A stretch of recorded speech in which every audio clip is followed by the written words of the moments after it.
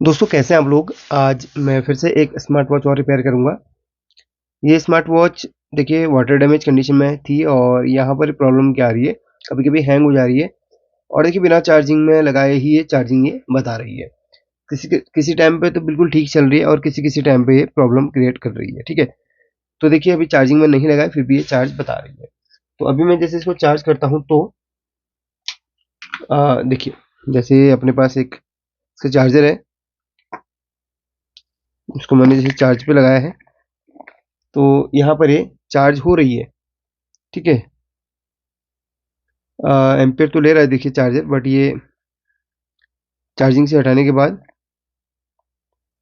वो भी चार्जिंग में ही अटकी हुई है। देखो, तो ये जो प्रॉब्लम आ रही है वो किस वजह से आ रही है और वाटर डैमेज होने के बाद इनमें क्या क्या चीज़ें खराबी देखने के लिए मिलती है इस वीडियो में बताऊंगा। तो सबसे पहले हम इसे ओपन करेंगे। देखिए साइड से क्या होगा, इसको ओपन इस तरीके से किया जाएगा।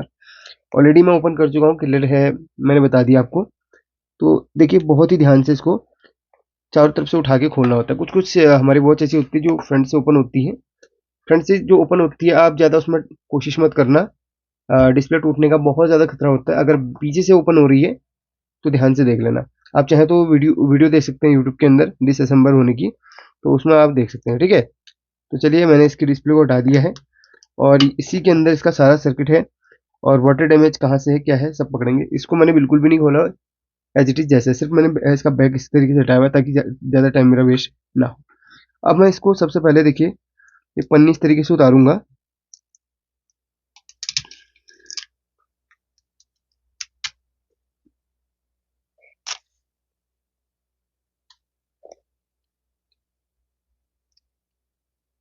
तो ये जो मैग्नेट है वो इसी में चिपक के आ गया, तो कोई दिक्कत नहीं है। इस मैग्नेट को एज इट इज हम ऐसे लगा लेते हैं, स्पीकर के मैग्नेट को। देखिए अब यहाँ पर जो वाटर डैमेज हुआ है, देखने पर ऐसा लग रहा है कि इस जगह से वाटर डैमेज हुआ है, इधर पे वाटर डैमेज हुआ है। अभी हम इसको माइक्रोस्कोप के अंदर ले चलेंगे और देखेंगे सारी चीज़ें। उससे पहले यहाँ पर मैं बैटरी को डिस्कनेक्ट कर लेता हूँ, मेन पहले वही है।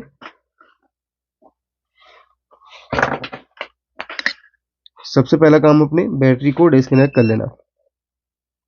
ध्यान से चिमटी पकड़े ना, साइड रखते हुए। ये देखो एक एक बार डिस्कनेक्ट कर लेना दोनों। अब यहाँ पर बैटरी हमारी डिस्कनेक्ट हो चुकी है और ध्यान से बैटरी के दोनों पॉइंट्स अलग अलग कर लेना। अब इसके बाद इस सर्किट को उठाना है हमें, तो इसे सबसे पहले हमें इसमें जो जितने भी स्क्रू दिख रहे हैं वो सारे खोलने हैं। जैसे स्क्रू एक ये दिया हुआ है, दो स्क्रू था और बाकी तो कुछ भी नहीं दिख रहा। जितने भी कनेक्शन है वो सभी हटा लेंगे हम। स्पीकर के कनेक्शन हम हटा लेंगे, स्पीकर की जो वायर है वो हम हटा लेते हैं। और यहाँ पर क्या क्या चीज़ें हैं देखते हुए सारी चीज़ें हम हटा लेंगे। यहाँ पर एक माइक का कनेक्शन मुझे दिख रहा है, तो माइक के कनेक्शन को भी यहाँ पर मैं हटा दूंगा।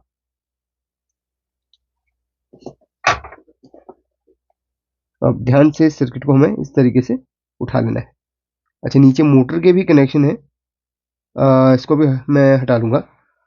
पूरा सर्किट ही मुझे बाहर निकालना है क्योंकि माइक्रोस्कोप के अंदर ले जाके मुझे इसे रिपेयर करना है। तो हो सकता है पीछे साइड से भी ज़रूरत पड़े, तो वैसे इधर ही पे ही ऐसे भी हो जाता, कोई दिक्कत नहीं है। बट सर्किट को फ्रीली करके मैं रिपेयर करते हुए इसको मतलब फ्रीली इसको रिपेयर करना चाहता हूँ। ठीक है, चलिए अब बिना ऐसे शायद आपको नहीं दिख रहा होगा, तो माइक्रोस्कोप के अंदर ले जाता हूँ, वहाँ पे आपको डिटेल से वहाँ पर दिखाते हुए समझाता हूँ।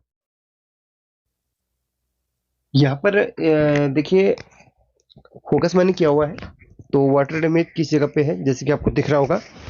वाटर डैमेज जो है इस जगह पे है, इस जगह पे है। मैं ट्वीजर से आपको पॉइंट करवा देता हूँ। इस जगह पे वाटर डैमेज है। अदर पीसीबी के अंदर मुझे कहीं भी नहीं लग रहा, ऐसी बिल्कुल ओके है सारी की सारी, कोई भी पॉइंट इसमें अदर डैमेज नहीं दिख रहा मेरे को। फिर भी हम डिटेल से इसमें देखेंगे।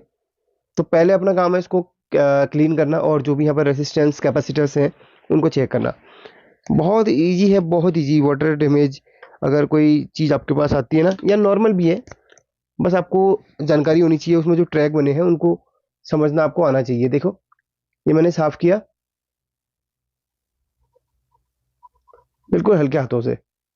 अब यहाँ पर देखिए रेसिस्टेंस और डायोड वगैरह कुछ भी है, जो भी है मैं आपको चेक करवा देता हूँ। पहले मल्टीमीटर को सेट कर लेता हूँ डायोड मोड पे। तो यहाँ पर कैपेसिटर चेक करता हूँ सबसे पहले।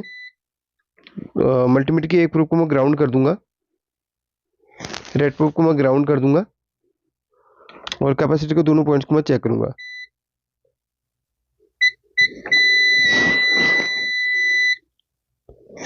कैपेसिटर शॉर्ट तो नहीं बता रहा, एक तरफ से वैल्यू ग्राउंड वैल्यू देता है और एक तरफ से ना नॉर्मल वो दिखाता ही है।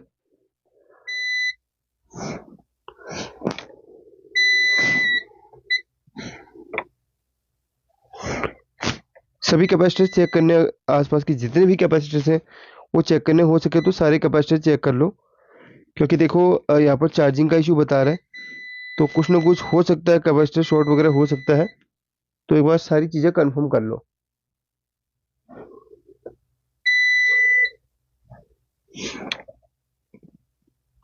बैटरी के पॉइंट के आसपास देखता हूँ मैं, बैटरी के जो पॉइंट्स हैं उसके आसपास देखता हूँ मैं, जितने भी कैपेसिटर हैं क्या उसमें शॉर्टिंग है कि नहीं, वो सारी चीज़ें मैं कंफर्म करूँगा। तो मल्टीमीटर के प्रूफ को अपन ग्राउंड ही रखे रहेंगे। एक तरफ से हम बैटरी के आसपास जितने भी कैपेसिटर्स हैं उनको चेक करेंगे। तो ये ठीक है। अब यहाँ पर ये कंपोनेंट क्या है, डायोड जैसे दिख रहा है, पीवी इसमें लिखा है। तो चेक करते हैं ये इसकी वैल्यू क्या दिखा रहा है। इसकी वैल्यू ये डायोड में ही दिखा रहा है, 1.9 करके कुछ दिखा रहा है। तो उसको पलटने पे ये भी ठीक ही दिखा रहा है इसकी कोई। अब डाउट है मुझे इस रेसिस्टेंस पे, एक यहाँ पे लगी हुई है, ये पूरी तरीके से है ना पूरी जल चुकी है, और यहाँ पर भी एक रेसिस्टेंस लगी हुई है। तो इसकी वैल्यू मैं चेक करता हूँ, जरा मल्टीमीटर को रखता हूँ रेसिस्टेंस मोड पे।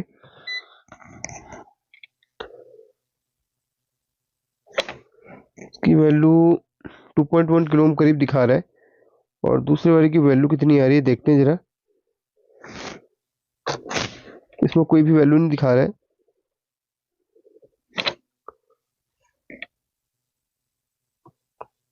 ये खराब हुई है। अब देखिए, अब पता नहीं चल पा रहा है किस वैल्यू की रेसिस्टेंस हो सकती है, क्योंकि ये सड़ी हुई है। फिर भी हम कोशिश करते हैं इसकी वैल्यू निकालने की, अगर किसी तरीके से अगर दिखा देता है तो बहुत अच्छी बात होगी। नहीं चल पा रहा बिल्कुल भी आइडिया। चलिए एक आइडिया से हम अब लगाएंगे। पहले तो ये रेसिस्टेंस कहाँ से होते कहाँ जा रही है जरा देखेंगे। दोस्तों फाइनली यहाँ पर मैंने रेसिस्टेंस को लगा लिया है, और फॉल्ट इसी रेसिस्टेंस से था। ये रेसिस्टेंस यहाँ पर ओपन होने की वजह से ही वो प्रॉब्लम बन रही थी। तो एक बार मैंने प्रैक्टिकल भी किया था, है ना। जैसे मैं रेजिस्टेंस को हटा रहा था तो नॉर्मल मोड में भी वो चार्जिंग दिखा रहा था, नॉर्मल मेनू में भी, और चार्जर लगाने पर भी चार्जिंग दिखा रहा था। तो ये सेंसिंग के लिए लगी हुई रेजिस्टेंस, वैसे वैल्यू तो मुझे कहीं मिली नहीं, फिर भी मैंने एक एक्यूरेट अंदाजे से कुछ वैल्यू लगाई, जिनमें लगभग 4.2 से लेके 4.6 किलो ओम्स तक की रेजिस्टेंस यहाँ पर एक्यूरेट काम कर रही है। तो इस वक्त मैंने 4.6 किलो ओम्स की रेजिस्टेंस यहाँ पर लगाई हुई है। इतनी छोटे साइज़ की नहीं थी, तो यहाँ पर मैंने थोड़ी सी बड़े साइज़ की लगाई, लेकिन एडजस्ट करके मैंने एक जंपर देके लगाई हुई है। बहुत ही ध्यान से इसको माउंट किया हुआ है ताकि ये हिले ना। इसके जस्ट बगल में 2.1 किलो ओम्स की रेजिस्टेंस लगी हुई है। ये इसकी चार्जिंग ऐसी है, जैसे मैंने इसको देख पाया, तो ये इसकी चार्जिंग ऐसी है, और बाकी बिल्कुल एक्यूरेट काम कर रहा है। चलिए मैं आपको मेन मोबाइल के साथ में सारे चीज़ें आपको करके दिखाता हूँ।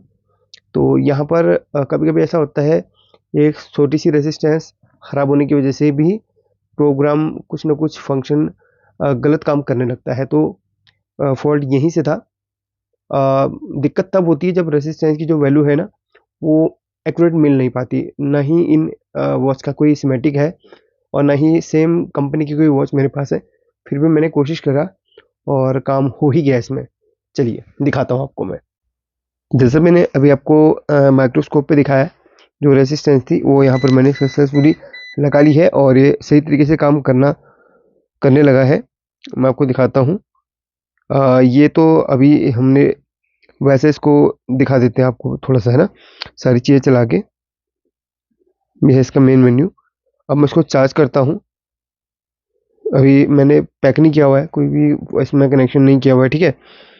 तो देखो चार्ज हो रहा है, हटा रहा हूँ तो ये नॉर्मल हो गया है, चार्ज हो रहा है, ये नॉर्मल हो गया है, ठीक है। तो पहले क्या था, बिना कुछ भी करे ये चार्ज पे आ रहा था, और जितना मिली एम्पेयर इसको लेना चाहिए उतना ही ये ले रहा है, ठीक है। तो अभी मैं क्या करूँगा, इसमें सारे कनेक्शन वगैरह कर लूँगा, जो भी मोटर के कनेक्शन है, जो भी कनेक्शन है जैसे मैंने उतारे थे वैसे इसके कनेक्शन करके सही तरीके से पैक कर लूँगा। और चारों तरफ मुझे अच्छी तरीके से ग्लू लगाना पड़ेगा, ताकि ये, वैसे वाटरप्रूफ तो ये वॉच नहीं होती है, फिर भी हमें कोशिश ये करना है कि चारों तरफ से जो पैकिंग हो बिल्कुल अच्छी हो। अब मैं इसको डिस्कनेक्ट करके जितने भी पॉइंट्स थे जो मैंने पहले स्पीकर के हैं, मोटर के हैं और माइक के हैं, सब के सब कनेक्शन करके एज इट इज वैसे ही लगाना है, ठीक है। चलिए, आपको मैंने बता दिया है, रेजिस्टेंस की वैल्यू वगैरह सब कुछ समझा दिया और समझ में भी आ गया होगा। चलिए इसको पैक वगैरह कर लेता हूँ और वीडियो को यहीं पे एंड करता हूँ। वीडियो बहुत लंबी हो चुकी है। अगर आपको कुछ सीखने को मिला तो लाइक करके शेयर करना। Thank you.